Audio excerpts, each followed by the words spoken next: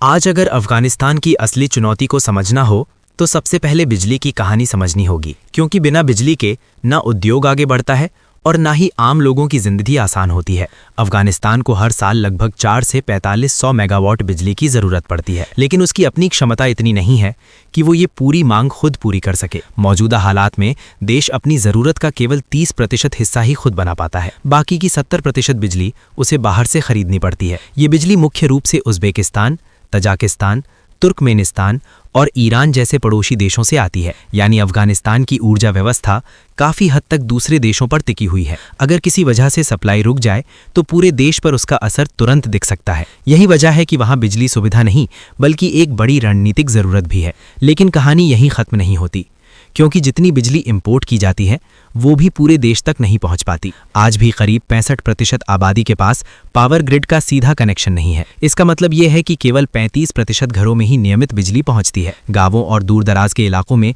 लोग अब भी अंधेरे या छोटे निजी साधनों के भरोसे जीवन जी रहे हैं। धीमा विकास और कमजोर इंफ्रास्ट्रक्चर इसकी सबसे बड़ी वजह है। बड़े पावर प्रोजेक्ट बहुत कम है और ट्रांसमिशन लाइनें पूरे देश को कवर नहीं कर पाती। आने वाले कुछ सालों में भी ये आंकड़ा तेजी से सुधरता नजर नहीं आता। इसी कमी के कारण वहां पावर जनरेटर्स की मांग तेजी से बढ़ रही है, क्योंकि लोग अपनी जरूरत खुद पूरी करने के लिए डीजल जनरेटर का सहारा ले रहे हैं। चलिए पूरी अपडेट को समझते हैं, लेकिन आगे बढ़ने से पहले इस वीडियो को एक लाइक करके चैनल को सब्सक्राइब जरूर कर लीजिए, क्योंकि हम आपके लिए हर रोज ऐसी ही खबरों का विश्लेषण लाते हैं। देखिए, अब जब देश की बड़ी आबादी के पास ग्रिड बिजली नहीं है तो वहां डीजल जनरेटर ही असली सहारा बन चुका है।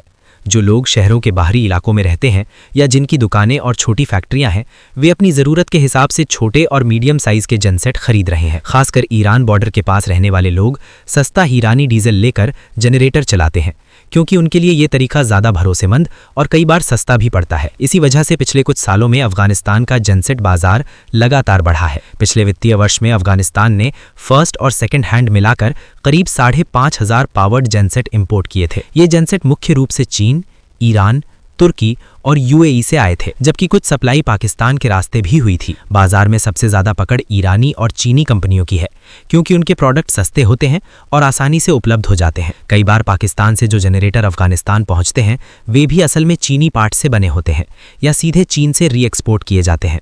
अफगानिस्तान में कुछ लोकल सप्लायर्स भी हैं जो बाहर से पार्ट्स मंगाकर वहीं असेंबली करते हैं। इन ब्रांड्स का नाम स्थानीय बाजार में चलता है, क्योंकि वे सर्विस और मेंटेनेंस जल्दी दे पाते हैं। लेकिन हकीकत यह है कि इन जनरेटरों के ज़्यादातर पार्ट्स भी चीन से ही आते हैं। यानी सीधा या परोक्ष रूप से अफगानिस्तान का जनसेट बाजार काफ़ी हद तक चीनी सप्लाई चेन पर टिका हुआ है। अब अगर भारत की बात करें तो भारत में 150 से 200 ऐसी कंपनियां हैं जो पावर जनरेटर बनाती हैं। भारत आज पूरी तरह आत्मनिर्भर है और हर साल 12 लाख से ज़्यादा जनरेटर दुनिया के 100 से ज़्यादा देशों को निर्यात करता है।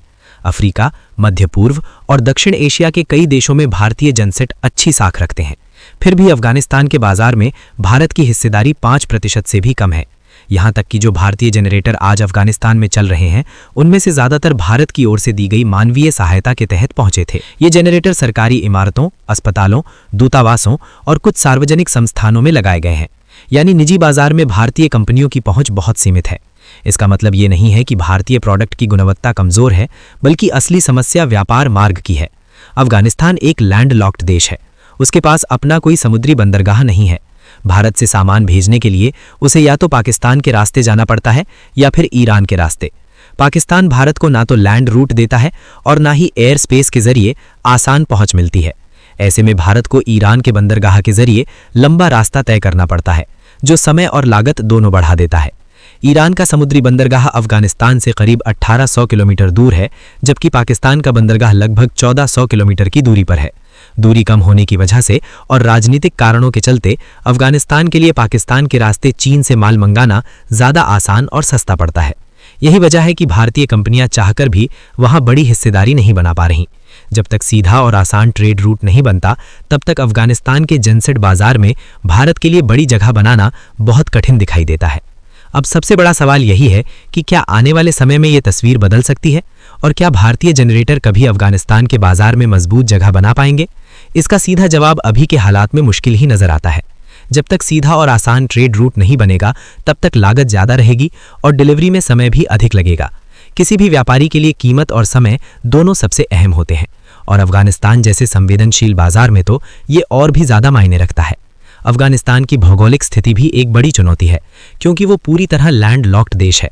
उसे समुद्र तक पहुंचने के लिए या तो पाकिस्तान के बंदरगाहों का सहारा लेना पड़ता है या फिर ईरान के रास्ते लंबा सफ़र तय करना पड़ता है। ईरान के रास्ते आने वाला सामान ज़्यादा महंगा और समय लेने वाला हो जाता है, जबकि पाकिस्तान के साथ भारत के संबंध ऐसे नहीं हैं कि वहां से खुला व्यापार संभव हो सके। यही वजह है कि अफगानिस्तान के लिए चीन से माल मंगाना ज़्यादा आसान और व्यावहारिक बन जाता है। अगर कभी ऐसी स्थिति बनती कि भारत और अफगानिस्तान के बीच सीधा ज़मीन का रास्ता खुल जाता तो पूरी तस्वीर बदल सकती थी। उदाहरण के लिए, अगर पीओके भारत के नियंत्रण में होता तो भारत सीधे अफगानिस्तान से जुड़ सकता था। तब न केवल जेनसेट्स बल्कि भारत का हर औद्योगिक सामान वहां तेजी से पहुंच सकता था। इसके साथ ही भारत को अफगानिस्तान के रास्ते मध्य एशिया तक सीधी पहुंच मिलती और रेलवे लाइन बिछाने जैसे बड़े प्रोजेक्ट भी संभव हो सकते थे। आर्थिक नजरिए से देखें तो अफगानिस्तान का जेनसेट बाजार अभी भी बढ़ने की स्थिति में है, क्योंकि वहां बिजली की कमी निकट भविष्य में पूरी तरह खत्म होने वाली नहीं है। जब तक पावर ग्रिड पूरे देश में नहीं फैलता, तब तक छोटे और मीडियम साइज जनरेटर की मांग बनी रहेगी। अस्पताल, स्कूल, सरकारी दफ्तर, छोटी इंडस्ट्री और आम घर सभी को बैकअप पावर की जरूरत रहेगी। ऐसे में जो देश सस्ती, भरोसेमंद और आसानी से उपलब्ध मशीन दे पाएगा, वही बाजार पर पकड़ बनाए रखेगा। भारत के पास तकनीक भी है, उत्पादन क्षमता भी है और अनुभव भी है, लेकिन बाजार तक पहुंचने का रास्ता सीमित है। अगर भविष्य में क्षेत्रीय राजनीति में बदलाव आता है या नए आर्थिक कॉरिडोर बनते हैं तो भारत के लिए मौके खुल सकते हैं। अगर आप भी चाहते हैं कि भारत को अफगानिस्तान और मध्य एशिया तक सीधी पहुंच मिले और मेक इन इंडिया के प्रोडक्ट्स वहां बड़े स्तर पर पहुंचे, तो कमेंट में अपनी राय जरूर लिखिए। अगर आपको ये जानकारी पसंद आई हो और आप ऐसे ही आसान भाषा में देश से जुड़ी बड़ी खबरें रोज देखना चाहते हैं तो वीडियो को लाइक जरूर करें।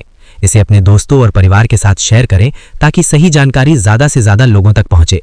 चैनल को सब्सक्राइब करें और बेल आइकन दबाना ना भूलें ताकि आने वाली हर जरूरी अपडेट आप तक सबसे पहले पहुंचे। जय हिंद, जय भारत, वंदे मातरम।